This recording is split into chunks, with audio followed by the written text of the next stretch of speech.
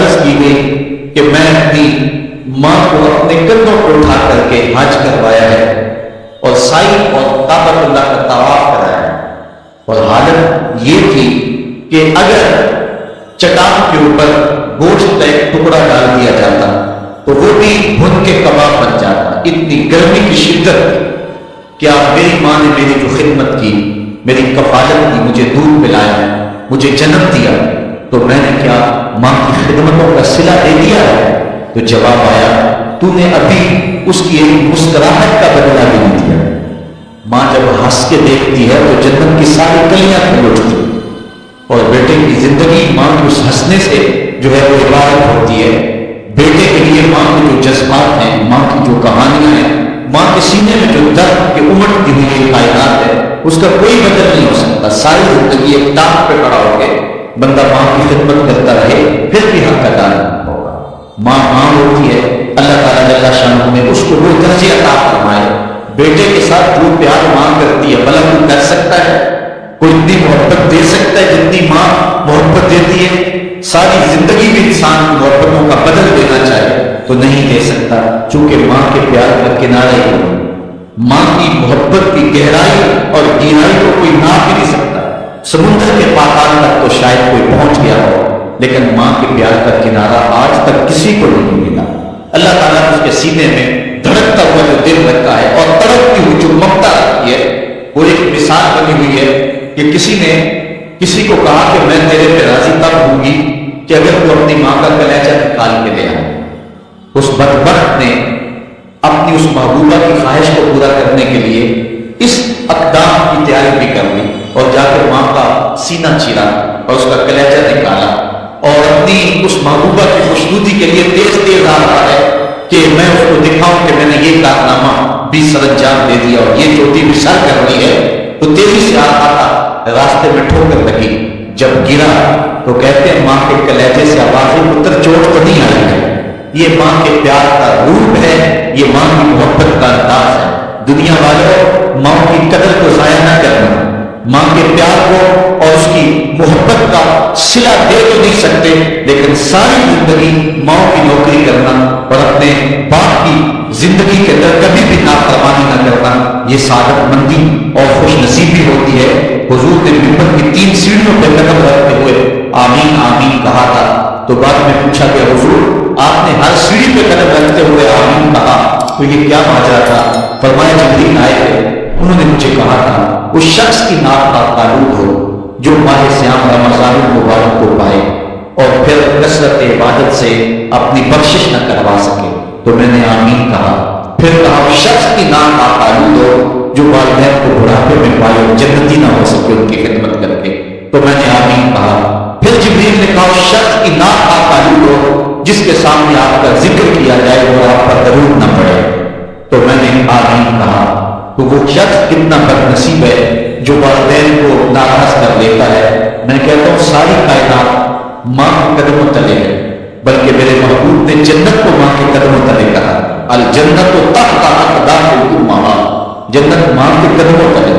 ماں اتنا پیار کرتی ہے کہ جس کا کسی ترازو پہ تول نہیں ہو سکتا، اور اس کے پیار کا صلہ بدلہ ساری زندگی کی خدمت میں بھی گزارنے پھر بھی نہیں دیا جا سکتا۔ اللہ تعالیٰ جل شانہ نے ایسا رشتہ ماں کی صورت میں پیدا کیا ہے، جنت کی چھاؤں کا دنیا کے اوپر روپ ہے ماں کی ذات، جنت کی گھنی چھاں ہے ماں کا وجود، اور اللہ نے اپنی رحمتوں کو اگر کوئی صورت دی ہے تو وہ ماں کا روپ ہے، اور ماں کے سینے میں وہ تڑپتی ہوئی ممتا اور محبت کہ وہ پگھلتے ہوئے جذبات رکھے گئے ہیں کہ دنیا پر ماں کے پیار کا بدل نہیں ہے۔ میں کہا کرتا ہوں آج کوئی شے بھی خریدنے نکلے تو آپ رسوخ سے نہیں کہہ سکتے یہ خالص ہے، ہر شے 2 نمبر دستیاب ہے، ہر شے میں ملاوٹ ہے، لیکن ایک چیز آج بھی ملاوٹ سے پاک ہے اور وہ ماں کا پیار ہے۔ ماں کی محبت آج بھی کھری ہے اور آج بھی اس میں کوئی ملاوٹ نہیں۔ بچہ بوڑھا بھی ہو جائے لیکن ماں کے لیے وہ بچہ ہوتا ہے، ماں کی دعائیں اسی طرح اس کے لیے ہوتی ہیں، اور بچہ آغوش مادر میں آ کر پھر طفل سادہ رہ جاتا ہے۔ یہ ماں کا پیار اور ماں کی محبت ہے۔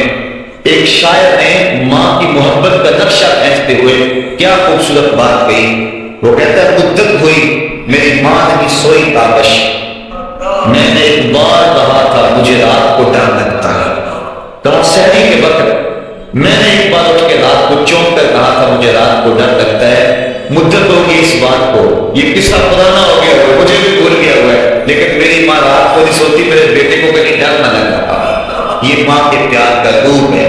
علامہ اقبال جب ان کی والدہ انتقال کر گئی تو وہ دیار غیر میں تھے، تو اس وقت انہوں نے ایک طویل مرثیہ لکھا اپنی ماں کی یاد میں، جس کو عنوان ہے والدہ مرحومہ کی یاد میں۔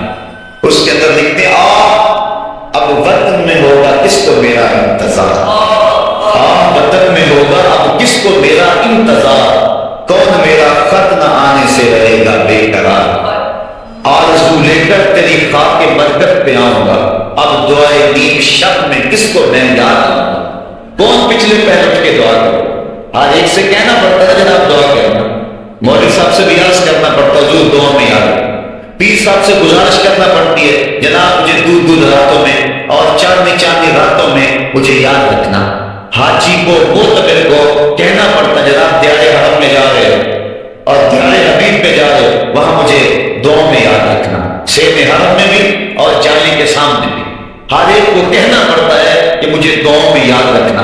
کبھی ماں کو بھی کہنا پڑا کہ اپنی دعا میں یاد رکھنا۔ ماں کے ہاتھ ویسے اٹھے رہتے ہیں اور جب ماں کے ہاتھ اٹھ جائیں اجابت کے سارے دروازے کھل جاتے ہیں۔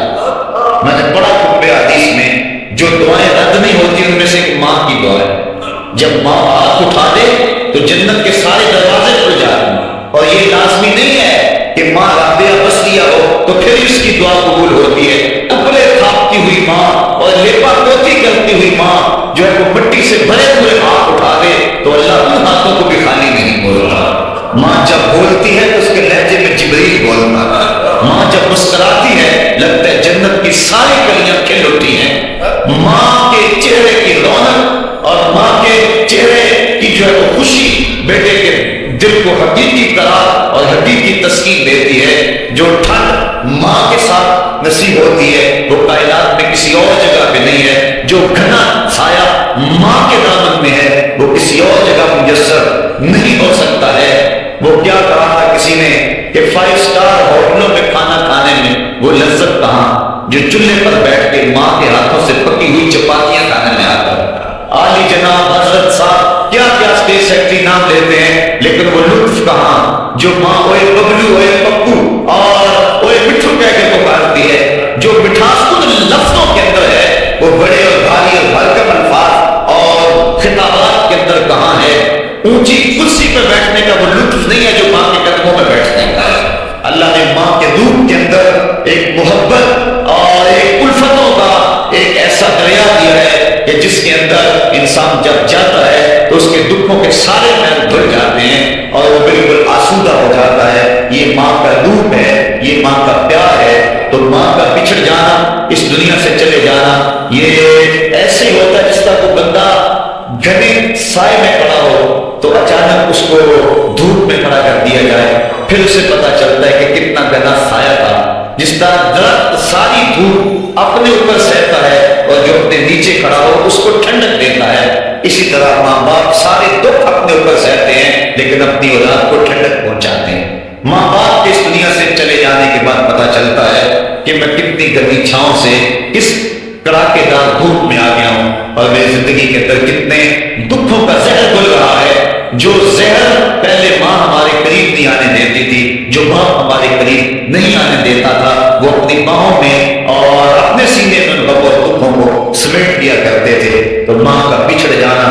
ماں کا اس دنیا سے چلے جانا یہ بہت بڑا سانحہ ہوتا ہے۔ حضرت باعزت بستانی کہتے ہیں کہ میں نے اپنی ماں کے آگے ہاتھ جوڑے، میں نے کہا امی تجھے راضی کروں یا اللہ کو راضی کروں، تو اپنے حق مجھے معاف کر دے، اللہ کو میں راضی کر دے۔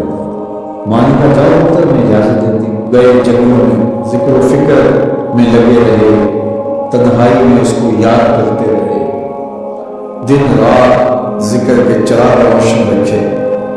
12 سال گزر گئے حق کی تلاش میں۔ ایک دن واپس بستان کے قریب سے گزر رہے تھے، خیال آیا چلتے چلتے ماں کو سلام کر دیا۔ دروازے کو دستک دینے لگے تو اس خیال میں ہاتھ ہو گیا کہ ساری زندگی ماں کو کو دینے لگا۔ رات کا ایک پہر بیت گیا ہے، سردیوں کی لمبی رات ہے، ماں بستر میں لیٹی ہوگی، تیرے لیے اٹھے گی، دروازہ کھولے گی، دروازے کے ساتھ میں کے بیٹھ گئی اور ساری رات کاٹ لی، اس خیال سے کہ ماں کو تکلیف نہ ہو۔ جب سحری کا وقت ہوا تو اندر سے جو نالی آتی تھی اس نالی سے پانی آیا، سمجھ گئے میری ماں تہجد کے لیے اٹھی ہے، وضو کا پانی ہے، تو فوراً دروازے میں دستک دی، اندر سے آواز آئی، بیٹا باجی میں بھی آئی۔ مائیں بیٹوں کے دستک کے انداز سے جان لیتی ہیں کہ یہ کس بیٹے کے ہاتھ میں لباس ہے۔ 12 سال کے بعد دستک دی، کہا بیٹا باجی میں بھی آئی۔ ماں کی تو نگاہیں ہی دروازے پہ رہتی ہیں۔ اللہ اکبر، کہتے ہیں کہ ماں نے دروازہ کھولا، 12 سال جنگلوں کے خواب چھوڑتے بیت گئی تھی، بڑا گندا صورت، بکھرے ہوئے بال، پھٹے ہوئے کپڑے۔ میری ماں کی جب نگاہ میرے پہ پڑی تو اس کی چشمان سے موٹے موٹے آنسو ٹپکنے لگے اور اس نے ایسے ہاتھ پھیلا کے کہا، مالک میرا بیٹا بایزید تیری طلب میں نکلا تھا، تو نے ابھی تک اسے اپنا قرب نہیں دیا۔ حضرت بایزید بستامی کہتے ہیں 12 سال کی ریاستوں سے جو کچھ نہیں ملا تھا ماں کو اٹھے ہوئے ہاتھوں سے مل گیا۔ میں نے کہا، مالک میں تجھے کہاں ڈھونڈ رہا ہوں، تو کہاں موجود؟ تو ماں باپ کی رضا اللہ کی رضا کا دروازہ کھولتی ہے۔ جن لوگوں کے ماں باپ ناراض ہیں اور وہ جا کے 20 سال کی خدمت کرتے ہیں اور میاں ماں کے قدم چھو، باپ کی ٹانگیں دباؤ، ان کی خدمت کرو، تمہارے گھر مرشد دور ہے، ان کو راضی کرو، پھر کسی شیخ کامل کی صحبت میں آنا، دیکھو کیسے دل کی بند گرنیاں ہوتی ہیں۔ ایک مرشد کو ناراض کر رہا ہے اور دوسرے مرشد سے تمہیں کیا کرے گا؟ تو راستہ یہیں سے کھلے گا۔ والدین کو کبھی ناراض نہ کرو، والدین کو کبھی دکھ نہ دو، والدین کو کبھی تکلیف نہ پہنچاؤ، اور والدین کو بھی چاہیے کہ اپنی اولاد کو اپنا نافرمان نہ بنائے۔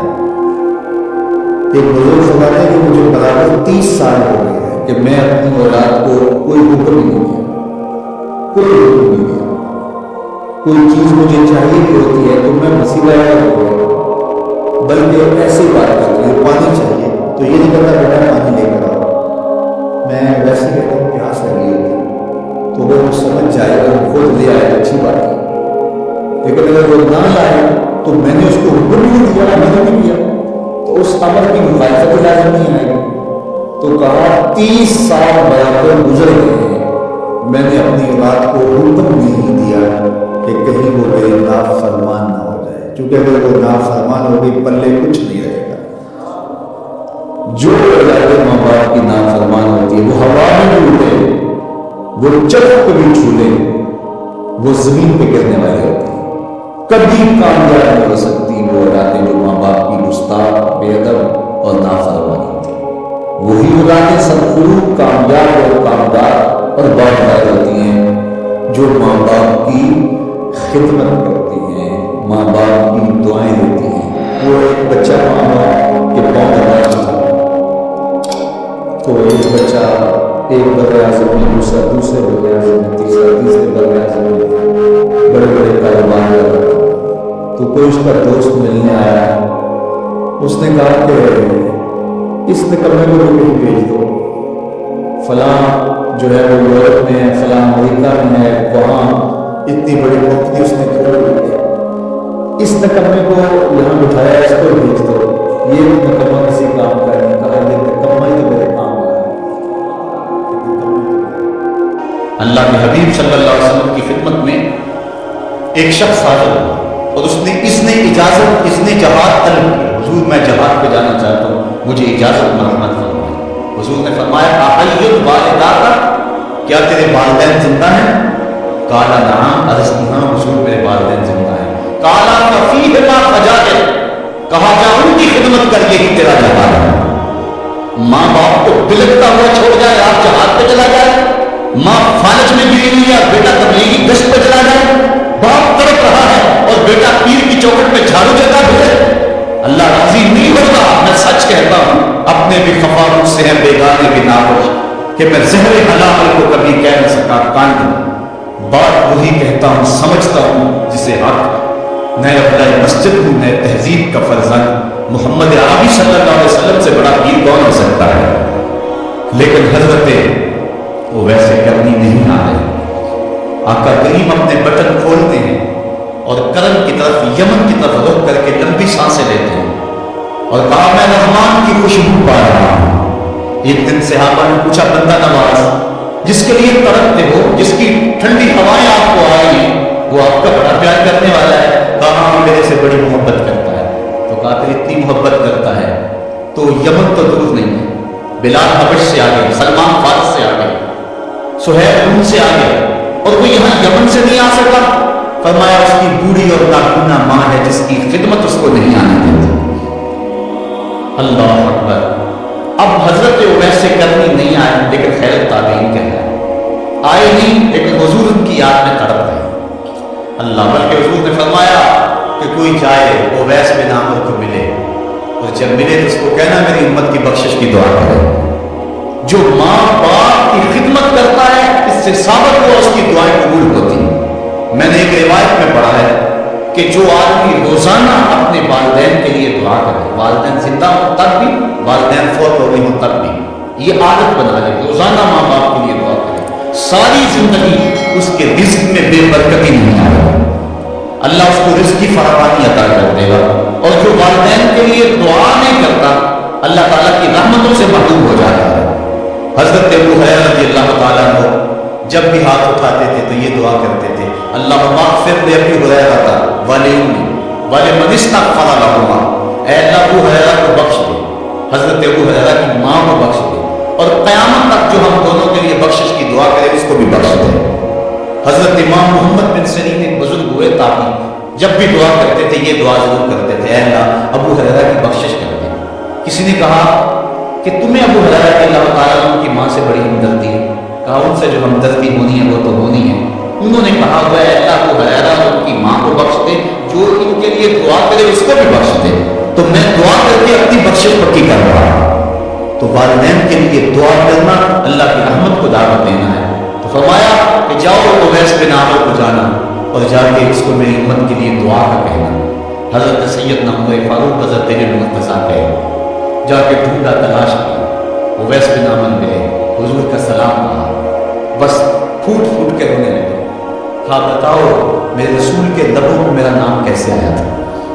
حضور میرا جب تذکرہ کرتے تھے کیسے کرتے تھے؟ یہ درد دیکھا تو بولے کہ کیا آپ اتنی محبت رکھتی ہیں تو پھر ملنے کیوں نہیں آئے حضور؟ اتنا جو پیار رکھتے ہیں تو زیارت کرنے کیوں نہیں آئے؟ تو حضرت کو ویسے کرنے کی بات بدلا، کہا تم نے میرے رسول کو دیکھا، تم نے میرے رسول کی زیارت کی ہے؟ کہا ہاں ہم تو صبح شام آ رہے ہیں۔ کہا پھر بتاؤ حضور کے یہ ابرو جڑے ہوئے تھے یا کھلے ہوئے تھے؟ اب دونوں حیران ہو، کہا تم نے تو دیکھا میں نے تو دیکھا نہیں، تم بتاؤ نا، پھر میں تو گیا نہیں، مجھے کہتے ہو گیا نہیں، تم بتاؤ حضور کے ابرو جڑے ہوئے تھے یا کھلے ہوئے تھے؟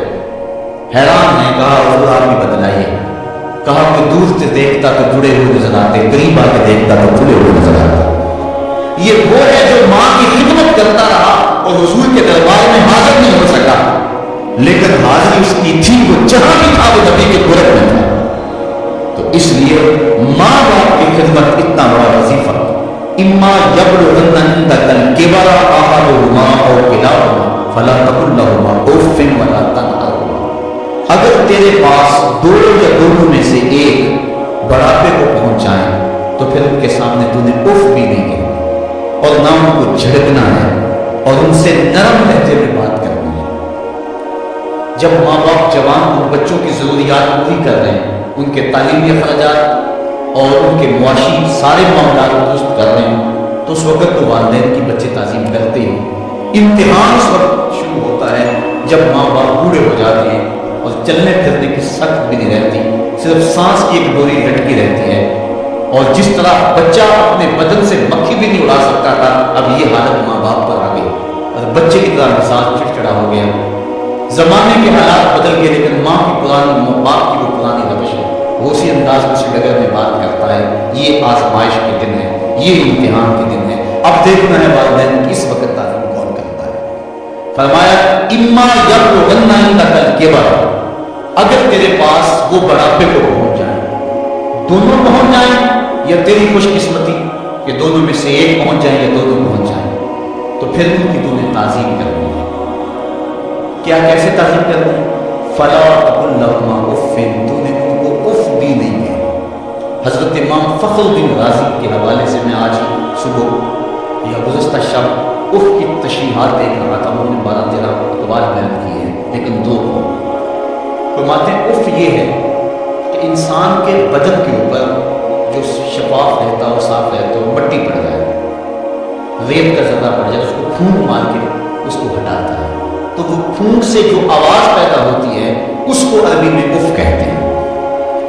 تو پھر اف ہر اس چیز کے لیے منقول ہو گیا جو ناپسندیدہ ہے۔ ایک تو قول یہ ہے کہ والدین کے سامنے اس احتیاط سے ہو۔ دوسری بات آپ فرماتے ہیں اف کا مفہوم یہ ہے کہ جب ماں باپ بوڑھے ہو جائیں تو بول و براز چارپائی پہ نہیں جاتا اور انسان کو اٹھا کر کی خدمت کرتا ہے، صفائی کرتا ہے، کپڑے بدلتا ہے۔ انسان کی طبیعت میں جو فطری نفاست ہے اس کے تحت اس کو ماں باپ سے جو مکروہ اور ناپسندیدہ بو آتی ہے اس سے وہ بچنا چاہتا ہے۔ وہ نفرت ماں باپ سے نہیں ہوتی، وہ نفرت اس بدبو سے ہوتی ہے جو ماں باپ کے بدن سے یا چارپائی سے یا کپڑوں سے اٹھتی ہے۔ تو بندہ اپنے جو ہے ناک پہ کپڑا رکھ لیتا ہے اس بدبو سے بچنے کے لیے۔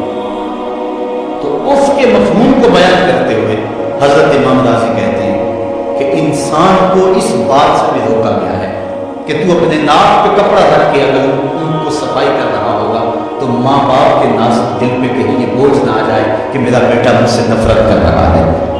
اس لیے والدین کی تعظیم کا عالم یہ ہے کہ تو کھلے ناک سے ان کی خدمت کرے اور وہ بدبو سہتا رہے اور اپنے ناک کے اوپر کپڑا بھی نہ رکھے کہ تیرے ماں اور تیرے باپ کے دل کے اندر اتنا خلال اور میال نملال بھی پیدا نہ ہو۔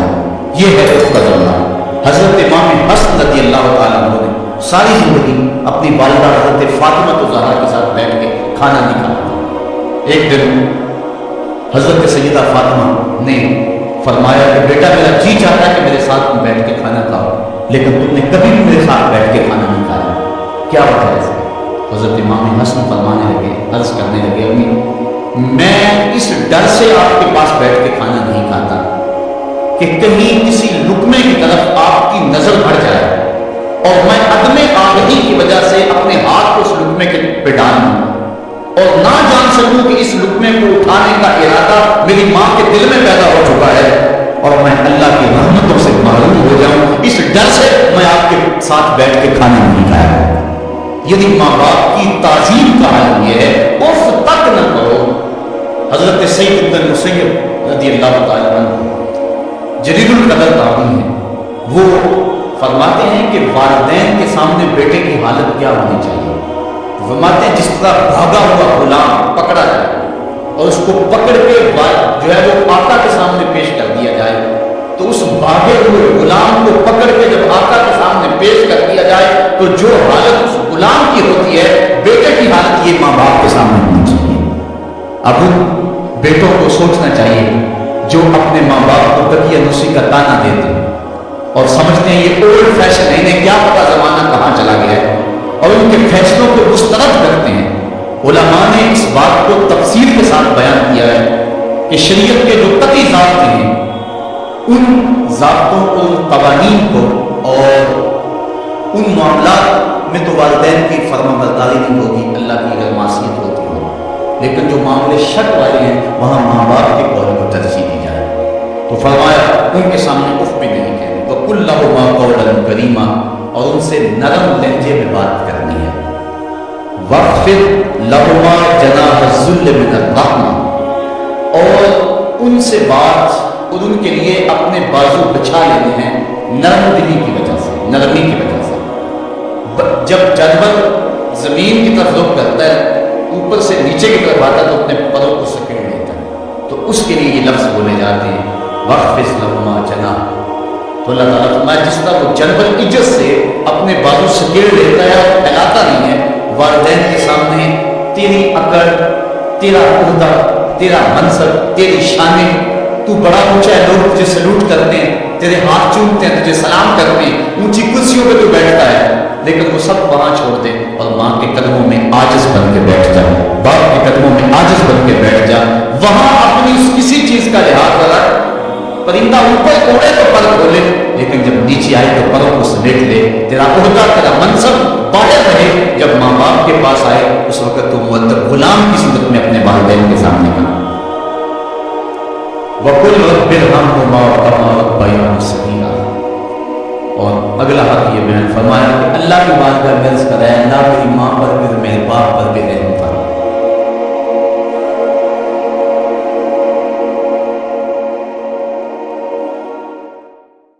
बात का बच्चा रो रहा होता है, माँ ने उसको चुप कराना होता है, कोई जरूरी काम होता है, बच्चा चुप नहीं करता तो माँ उसको चुप कराने के लिए बड़े जतन करती है। तो बात का ऐसा होता है कि बच्चे को चुप कराने के लिए माँ जल्दी से उसको अपनी छाती से चिमटा लेती है और कहती है बच्चा चुप करो, बिल्ली आ गई।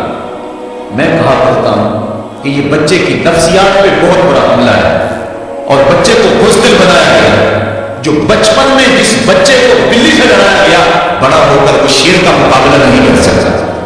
तो बच्चे के नफ्सियात के अंदर ये शय बचपन में ही डाली जाए कि अल्लाह के अलावा किसी का खौफ उसके सीने में पलक नहीं हिला पाए। ये है तरबियत जो हम अपनी औलाद की करें, और एक ये तरबियत है जो अहले ईमान की मोहम्मद अरबी ने की थी। 313 हो गए जबर की कुव्वतों के खिलाफ खड़े हुए। जब उमैर ने जाकर रिपोर्ट दी ना अबू जहल को कि वो तो 3 ऊंट खा सकेंगे, और 300 से कुछ कम और कुछ ज्यादा उनकी तादाद है, इससे ज्यादा नहीं है। मैं खूब बातियां देख आया हूं, मैं खूब टीले देख आया हूं। तो अबू जहल ने सुना दी कि कुरैश को बुलाकर कहा, उमैर की रिपोर्ट सुनो कितनी हौसला अफजा है। सुबह लड़ाई की नौबत नहीं आएगी, सुबह तो रस्सियां इकट्ठी करो, जकड़ जकड़ के मुसलमानों को ऊंटों की पुश्तों पर बांध लेंगे और फिर सेन हार में जाके काबतुल्लाह की दीवारों के साथ बांध लेंगे। लोगों को तमाशा दिखाया करेंगे कि ये नया दीन लेकर आए थे, ये इनका क्या हाल है। जब उसने रऊनक बने की जुबान से इसके जुमले निकाले तो उमैर जो सारा मंजर अपनी आंखों से देख कर आया था, इब्ने हिशाम में लफ्ज मौजूद है, उसने कहा वला के तराए तो या माशरा कुरैश अल वलाया तहमिदुल मनाया। ऐ कुरैश के सरदारों, इतने भी तकब्बुर में ना हो। मैं अपनी इन आंखों से देख कर आया हूं कि यसरब की ऊँटनियां अपनी पुश्तों पे मेरी मौतें उठा के ले आई हैं। उनके बदन पे चिथड़े हैं, उनके पेट कमर से लगे हुए, लेकिन वो जख्मी सांपों की तरह पेचो ताप खा रहे हैं। कल उनमें से कोई नहीं मरेगा जब तक तुम में से एक एक को लड़ नहीं जाता। तुम तो ये कहते हो रस्सियां इकट्ठी करो, मेरा मशवरा मानते हो तो रात के अंधेरे में भाग सकते हो तो भाग जाओ। उस कौम से लड़ना तुम्हारे बस का लोग नहीं है जो मरने के लिए आई है। इतनी बड़ी कुव्वत को देखकर उनके सीने में खौफ पैदा नहीं हुआ, बल्कि आप जानते हैं बदर की तारीख गवाह है कि 2 घोड़े थे। एक रिवायत में सिर्फ एक घोड़ा था, 6 ज़ेरें थी, 8 तलवारें थी, 70 ऊंट थे, और जिनके पास तलवारें नहीं थी उन्होंने खजूरों के डंडे तोड़ लिए और हवाओं में लहराने शुरू कर दिए। जब ये मलकूती काफिला मदीने से बाहर निकल रहा था, दुकानों पे यहूदी ईसाई बैठे थे। उन्होंने कहा मुसलमानों किस बलबूते पे जा रहे हो, किस भत्ते पे जा रहे हो, कौन सा आंसू है तुम्हारा, हालांकि हर को जरूरत तो तुम्हारे पास मौजूद नहीं। इतनी बड़ी कुव्वत से टकराने जा रहे हो जो कील कांटे से और असले से हालांकि हर को जरूरत से लेस होके आई है। तुम मुकाबला कैसे कर पाओगे, किस बलबूते पे जा रहे हो। हुजूर कमली जोड़े साथ साथ चल रहे थे। सहाबा ने इशारा करके कहा ना तेगो तीर पर तकिया, न खंजर पर, न भाले पर, भरोसा है कोई सादी सी काली कमली वाले पर।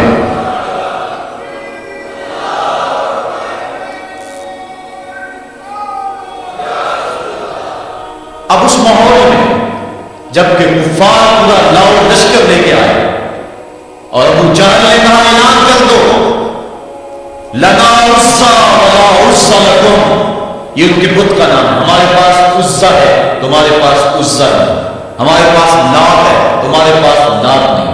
हमारे पास मनात है, तुम्हारे पास मनात नहीं। हमारे 360 खुदा और तुम्हारा एक खुदा, मुकाबले में। उसने कहा खड़े होकर ऊंची जगह पे कहा अपने नकीब को ऐलान करो लना उस्सा वला उस्सा लकुम। हुजूर के कानों में आवाज पड़ी, फरमाया कि तुम भी ऊंचे टीले पे खड़े हो जाओ और तुम इनको जवाब में कहो अल्लाह मौलाना वला मौला लकुम, अल्लाह हमारा मौला है, तुम्हारा मौला कोई नहीं। और फिर हुजूर ने सजदे में सर रख दिया سجدہ اتنی بڑی قوت ہے، ہزاروں ایٹم بمبوں کے اندر وہ قوت نہیں ہے جو سجدے کے اندر طاقت ہے۔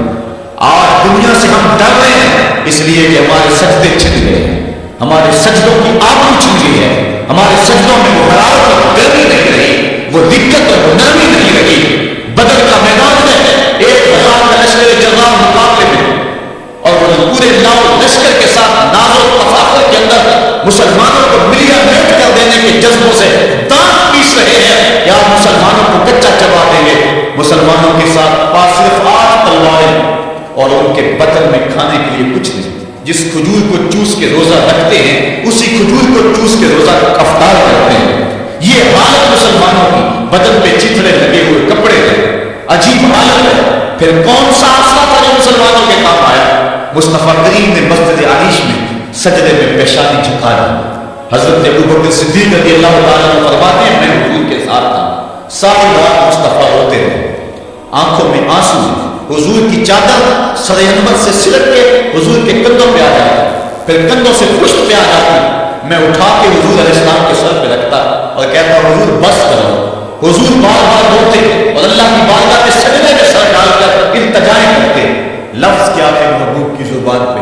آج تک ایسی ناز والی دعا کسی نے نہیں کی جیسی دعا مصطفیٰ جان رحمت نے کی۔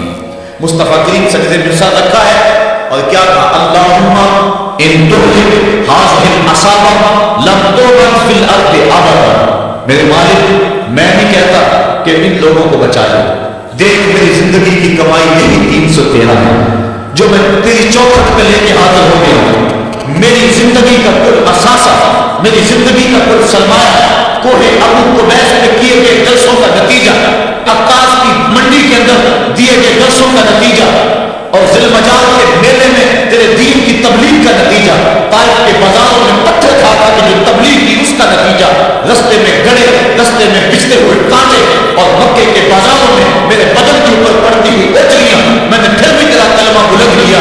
میرے مالک میری پوری زندگی کا گداز، میری پوری زندگی کا سرمایہ، میری زندگی کے آنسو، میری زندگی کا رونا شیر حرام کے اندر کعبۃ اللہ کی چھاؤں میں سجدے کرتے تھے، اور کبھی میں نے عمر مانگا، کبھی میں نے حمزہ مانگا، تیرے دین کے لیے میں نے جو ایک ایک کر کے تنکا جوڑا اور یہ چھوٹا سا گھونسلہ بنایا، یہ گھونسلہ اب بجلیوں کی زد میں ہے، کفار کی بجلیاں اس گھونسلے کو جلا دینا چاہتی ہیں۔ میرے مالک میں یہ نہیں کہتا کہ میرا یہ گھونسلہ اور میری یہ مٹھی بھر جماعت اور یہ چند میرے لوگ اور یہ میرا سرمایہ اور اثاثہ، میری پوری زندگی کی کمائی، میری جوانی کا سرمایہ جو میں نے تیرے سامنے لا کے رکھ دیا ہے، میں یہ نہیں کہتا ان کو بچا لے، لیکن میرے مالک اگر یہ نہ رہے تو قیامت تک پھر تجھے بھی خدا کوئی نہیں کرے گا۔ ان تہلک ہذہ العصابہ لم تعبد فی الارض ابدا، اگر یہ نہ رہے تو قیامت تک تیرے نام کے ڈنکے بجانے والے بھی دنیا پہ نہیں ہوں۔ یہ حضور نے اللہ کی بارگاہ میں دعا کی اور سجدے میں سر رکھا ہے۔ حضور علیہ السلام کی آنکھوں میں اشک جاری ہے، سجدے سے قوت حاصل کی جا رہی ہے۔ دشمن کے مقابلے میں مصطفیٰ کریم سجدے میں سر رکھ کے اللہ سے آرزو کر رہے ہیں۔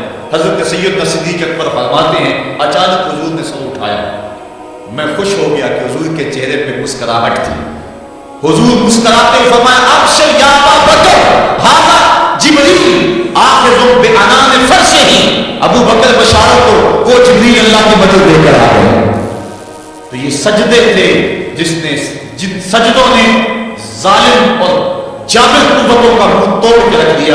حضرت ابن مرتضیٰ روایت کرتے ہیں رضی اللہ تعالیٰ عنہ، فرماتے ہیں میں نے ہاتھ میں تلوار تھامی اور میدان میں کود پڑا، میں نے کئی کافروں کو واسطے جہنم کیا، پھر پلٹ کے دیکھا کہ میں حضور کی زیارت کر رہا ہوں لیکن مجھے حضور نظر نہ آئے۔ میں نے ڈھونڈا تو ایک سمت حضور نے پیشانی سجدے میں رکھی ہوئی تھی اور زبان پہ لفظ تھے یا حیو یا قیوم، یا حیو یا قیوم۔ حضور یہ پڑھتے جا رہے تھے، یا حیو یا قیوم کا وظیفہ پڑھتے جا رہے تھے اور سجدے میں پیشانی تھی حضور کی۔ میں پھر دوبارہ آیا اس سجدے سے جوش لے کر اللہ کے محبوب کی خدمت میں ایک شخص حاضر ہوا اور اس نے کہا کہ حضور میرا بیٹا مجھے اپنی چیزوں کو ہاتھ نہیں لگانے دیتا۔ تو آقا کریم نے اسے بلایا، کہا کہ تمہارا باپ کیا کہہ رہا ہے؟ اس نے عرض کی حضور یہ چیزیں خراب کر دیتا ہے، بڑھاپا ہو گیا تو چیزیں خراب کر دیتا ہے۔ تو حضور کی چشمان اقدس میں آنسو آ گئے۔ فرمایا وقت تھا کہ اس کی چیزیں تو خراب کرتا تھا اور اس نے کبھی نہیں روکا تھا.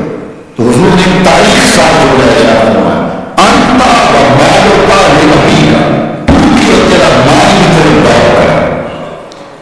وہ جو چاہے کرے اس کو روک نہیں سکتا. لیکن اولادیں جب سمجھدار ہونے لگے تو وہ والدین کو تقیہ نور سمجھتے ہیں. وہ والدین کو اولڈ فیشن سمجھ لیتے ہیں. وہ سمجھتی ہیں کہ یہ تو جدید دور کے تقاضوں کو جانتی نہیں. حالانکہ والدین نے چکی کی طرح زمانے کو پیسا ہوتا ہے اور حالات کے جبر کو سہا ہوتا ہے اور تجربات کی چکی میں خود پسے ہوتے ہیں اور انہیں پتا ہوتا ہے کہ جو ہے وہ کیسے زندگی گزارنی ہے. اگرچہ وہ جدید دنیا کی اصطلاحات سے واقف نہ ہوں اور جدید زبانوں اور لہجوں سے آگاہ نہ ہو، جدید فیشن میں نہ آتے ہو، لیکن حالات کو کیسے گزارنا